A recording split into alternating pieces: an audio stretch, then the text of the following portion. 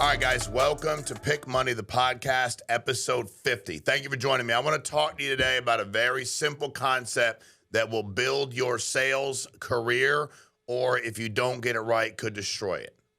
The number one reason you're losing the sale before you even talk to a client, the number one reason that you are actually already destined to be unsuccessful before you even get on the phone, meet with a client in person, before you even go ahead and sit down and get leads together or start prospecting. The number one reason people are already losing the sale before they meet anybody is you don't understand the psychology behind what you're doing. And because you don't understand it, you struggle with it.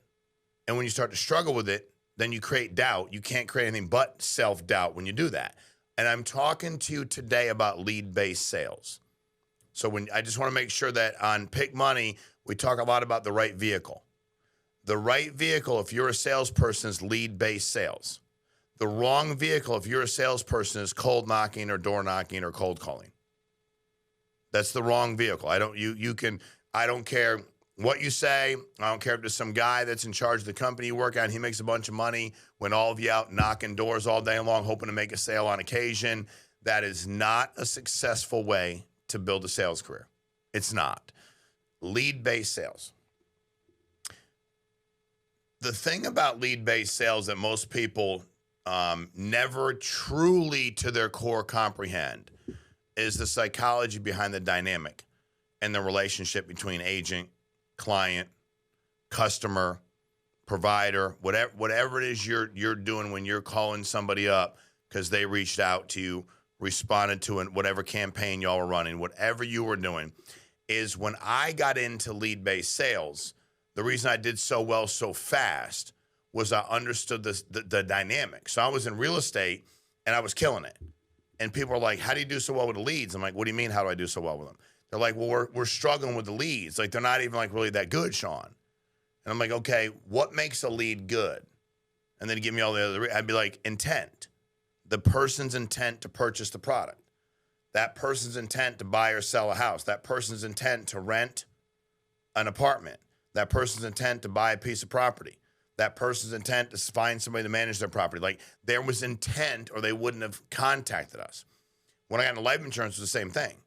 And I did it obnoxiously well because I understood from day one the dynamic. And why am I talking about that? Because you'll hear people call. Like, if I understand that you fill something out and you ask me to help you and I'm calling you, I should have zero trepidation with that. I shouldn't be nervous. I shouldn't be uncomfortable. And I shouldn't be second-guessing myself because I'm doing exactly what you asked me to do. And then psychologically, you, the person that sent something back to me, you are waiting for me to be uncomfortable. And if I'm uncomfortable, you're either going to lose like faith in me because you're like, dude, I don't know why he's uncomfortable. He's supposed to be doing his job and he seems scared and uncomfortable. Or is this guy lying to me about the products he's providing? Because why would he be so uncomfortable? It doesn't make any kind of sense. You fill something out, you send it in via social media, direct mail, internet, whatever it was, and I got your information and you reached out to me, why would I be remotely uncomfortable contacting you? And that allows me to have a great phone script, right? Because when I call you, I'm just having fun on the phone. I'm calling you back. I'm getting back to you. You ask me information. I'm doing my job. But a lot of you start thinking, I wonder why they filled it out. Dude, you have intent. It don't matter. Like, you'll get to that, but they want your help. Man, how many days since they filled that thing out? Man, this one's going to be harder. The income's too low. Man, the income's too high. I'm uncomfortable talking to them. Wait a minute. Look at that. It's life insurance. Look at their age. They're too young. They're too old. Like, you'll talk yourself out of it. Me, I'm like, give me a stack of leads. I call them up like they're my long-lost friends. And people would say to me when I got them on the phone, I've done it a million times, but I'm like, I don't ask for Mr., Mrs., whomever. I'm just like, Tom, Tim, Tina, whatever it is. And they've said, I thought you were one of my friends. My bad. I didn't realize it when you called. I was trying to figure out who you were. I said, we are friends.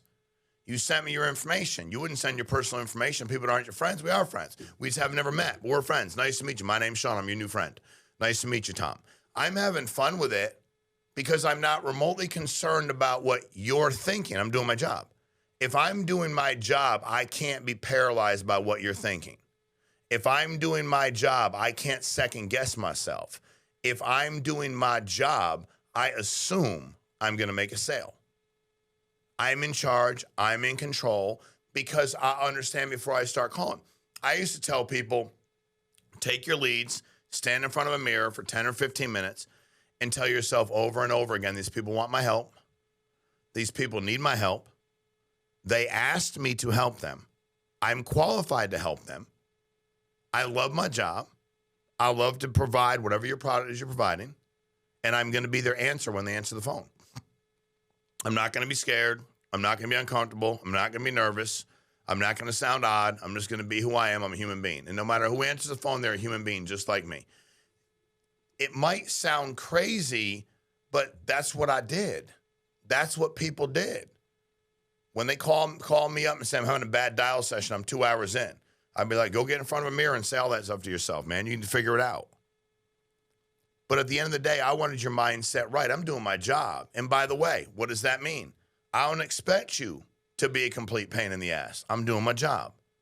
Wait a minute, Tom. I don't mean to be rude, but hell, how would you treat a guy not doing his job? I called you and I'm doing my job. You asked me to get back to you and you're giving me shit on the phone. With all due respect, how would you feel if I didn't do my job? Well, yeah, you're right. And Tom, maybe you're having a bad day right now, but I'm just doing my job. Like, is there every aspect of your job that you loved, Tom? No, me neither. Matter of fact, Tom, I don't like calling people that ask me to call them and they act like I'm doing something wrong, kind of like you're doing right now, Tom, with all due respect. But everything I say is derived from me understanding lead-based sales, client. Matter of fact, you're already my customer. Because once you contacted me, you became a customer. Now I got to do my job. I got to call you up. I got to get you the benefits. I got to explain it to you, get your banking information, get it set up. I need to do all that, valid, 100%. But you need to understand at the end of the day that if you like limp into this, right? I know they filled it out. I'm not really sure. What if they change your mind? Then you're dead before you get started. And it's odd because I would call people that had absolutely no idea and I believed them when they're like, man, I don't even remember doing that. I'm like, great. Well, my job is definitely, I need to make sure I'm going to send you the information. You can see what you sent in. Because obviously I want to make sure that like we got your, like I never wavered. And there was nothing they could say because I was doing my job and I'm never going to apologize for doing my job. Never, ever am I going to go, man, I'm sorry, bro. I was doing my job, but I'm really sorry. I owe you an apology. And why would you let somebody treat you that way on the phone? You can be respectful and still stand up for yourself and always, always, always remember you're doing your job. And if you're doing your job, what is there to be uncomfortable about? If you're doing your job, what is there to be hesitant about? Nothing. The answer is actually nothing. There's nothing to be hesitant about. There's nothing to be uncomfortable about. But you can hear people when they're calling. You can see them when they go in home, they have an appointment, they're talking to somebody, or they're sitting somewhere. If I always laugh because I'm like, I've been in car dealerships where you can walk in, find somebody, like, hey, how much is that car out there? And like, I'm a client, dude. I just contacted you about a car in person. Now, what does the salesman do? Typically, when I watch him, he tries to decipher if you're a buyer or not, right? Fair enough. He's like, I sit here on Saturdays and however many people come in and ask the price of certain cars and only this percentage of them actually buy them. So I'm going to say, I don't know, it's on the window, or I don't know if I can let me see if I can get the keys, or I don't know, maybe I get somebody else just to bring them to you. And I assume everybody's a buyer. And when I've done that, I'm like, dude, I don't drive around to car dealerships when I was trying to buy a car for one of my kids or for myself. I wasn't driving around like stopping haphazardly for fun. Now, other people may have done that. But when you treat me like you treat them and I'm a buyer, you screw the whole thing up. Because I think, all right, wait a minute. You don't want to do your job. I don't want to work with you. Why would I want to work with you? So for me, I didn't prejudge any lead. None. Because you don't know. Then I'd literally be like, all right, guess, and I'd go find someone. I'd walk by that dude because I'm like, I'm not going to, like, that don't even want to sell a car. And I'm like, hey, man, can that car out there, that's the price on it? Yeah, like, how's it? Like, is that the final price? Or I saw one of this, like, whatever I'm going to say to him. Yeah, it is. It isn't, man. Okay, cool. And I buy it. And the dude's like, well, you're buying a car. I'm like, yeah, I was trying to buy it from you. But I was bothering you when I asked you how much it was. Because I guess I was in shorts and a T-shirt and I wasn't going to buy it. Or I've had people prejudge me plenty of times based on the way I dress. I don't know. Maybe people that buy nicer stuff don't wear shorts and T-shirts. I don't know what to tell you. Maybe they do. I've had people be like, I don't know. It's how they used to do it to me all the time. Not so much anymore, but that's what they used to do. Why are you prejudging? You don't know. You have literally no idea. That's why you always have to work as hard as you can to provide the products that people ask for. But again, why are we nervous doing our job? And nobody can give me a good answer. I wasn't, so I don't have an answer for you. I do. I know the answer that psychologically you don't understand the relationship. You will not accept the fact that they asked you for help, and then you start doing what you've done your whole life. Let me find a way to second guess or undermine what I'm about to do. Let me come up with a reason why they're not going to buy. Let me come up with a reason. Like, I didn't do that. I assumed everybody that sent me something, gave me information, was a customer and they were going to buy from me. When were they going to buy from me? As soon as I got a hold of them. As soon as I got them on the phone, it'd be a wrap. Like, as soon as I got them on the phone, it's going to be a wrap. I assumed that every single time. Did I close every one of them? Absolutely not. Never pretended to. Absolutely not. But I did not alter 3 yeses or 12 yeses or 12 nos does not alter the way I look at the leads. If I have 12 yeses in a row or 8 yeses in a row, that doesn't mean that all of a sudden all I got to do is close my eyes and I don't have to do any work and everybody's going to like say yes. And if I get 12 no's, it does not mean that leads don't work anymore. And what do most people do when it starts not working for an hour, 2, 3, 4? They start looking around for another solution. And I'm like, dude, I'm just going to stay the course. When I got into real estate, life insurance, everything that leads, a lot of the people around me were jumping. They'd be working for 10 days. They're like, man, I got to get me a new lead source. I'm like, or you could just get better on the phone. Like, this is what I got for leads. I'm going to stay with this lead source. This is what I got. I mean, you could just get better on the phone. Why don't you just work harder to understand the psychology of sales and understand that you, have a client that has already asked you to protect them. You have a client that's already asked for the product. Why are you like trying to be so cute with what you're saying? It's just weird. You know, when you're door knocking, so here's how door knocking, I've had too many people knock on my door. They knock on a door, you open it. They say something really stupid, that's supposed to be funny. And they say stuff like, I was just helping Meaike, which a lot of times they make up a name. And they know most people don't know like all their neighbors. I was just helping Meaike. Did he tell you I was coming by? And like, that you don't know Meaike. They know you don't know Meaike. But they assume, so I'm like, dude, that's just weird. I don't know Meaike. Why would you say that? Why don't you just be honest with me about what you're doing? And then they're shook. But I'm not a client. I didn't ask for anything. I didn't fill out a form. It's not lead-based sales. So I'll get door knocking. People like, dude, stop doing that. Just be straight up with people. Just be ridiculously direct with them. Just be very honest with them. Why are you doing that? Just call them up and be like, hey, man, I'm getting back to you about this thing you feel like. Remember doing it or not? And it's one of those concepts that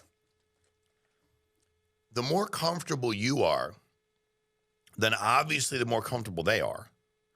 The more comfortable they are, the more open they are to what you're saying. So they're actually listening to you. You understand it's hard to get somebody to listen to you when they're uncomfortable. So you're comfortable, they're comfortable. They're more open to hearing what you're saying. So now all of a sudden you can get down to actually the product you're selling. They're open to purchasing it because they do know they filled something out. But because your comfort level is so high, you exude confidence. So you exude confidence.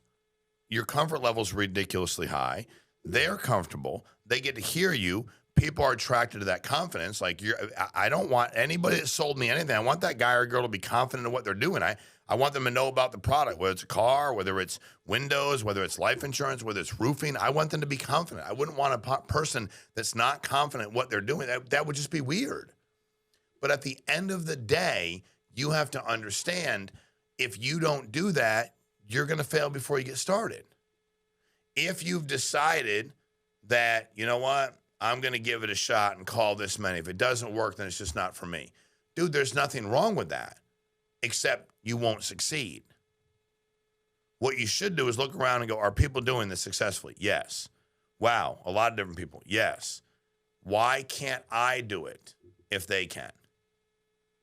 So what should you do to better understand the dynamic with a client, better understand the psychology of the sale? Just dial leads with confidence.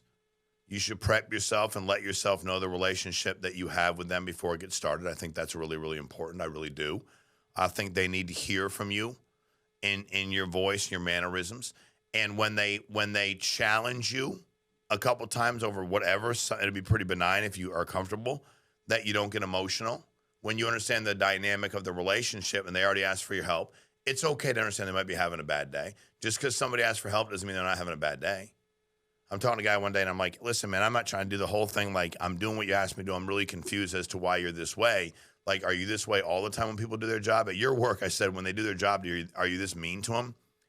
And he just stopped and he was like, no, man, I'm sorry. I had 3 kids in the back the car. He had a lot going on. I'm like, where are you at right now? He's like, I'm almost pulling into my appointment. I go, well, hey, pull over. I don't want you to do in the street. And I just was nice about him. Like, dude, I totally get it. I have kids. I know how hard it can be. How old are they? I'm like, dude, that's why you filled this thing out. And I literally just sold him. He pulled over on the side of the road, and I just sold that way. I'm on the phone. I just walked him through it. When you started going virtual, I was like, dude, this is pretty cool. And I wanted to make sure, like, if people were going to do it, I wanted to make sure I was doing it as well so I could try it out. Because everything I was doing was face-to-face before that. But I asked him with confidence, hey, man, like, if you don't mind me asking, God, you're, like, angry at me, and I'm just doing my job. You're always this angry at people that are doing their job. Why would somebody be angry when you're doing your job? Like, we don't do that in any other aspect of life. We don't go like, hey, I want a large pizza, and they give us a pizza. We're like, what's wrong with you? Why'd you give us a pizza? Well, you ordered it. We don't do that. You don't walk in a restaurant, spill a water or soda or whatever, and they come over and clean up. You're not like, what are you doing? Why are you doing that? It's like, well, you spilled something, and you're here in our restaurant. We work here. Like, what do you mean, why am I doing that? But then people fill out leads and send them back to people, and they're independent, and they're like, man, I just, hello, is this? And they can hear it when they hear how nervous you are and when they hear how uncomfortable you are. You're destined to fail. You can't win. You have no choice. So understand this. You're in sales. You want to be successful. Avoid the number one reason that most people fail before they even meet a client or call a client. They don't understand in lead-based sales, they're already a client. You're doing your job.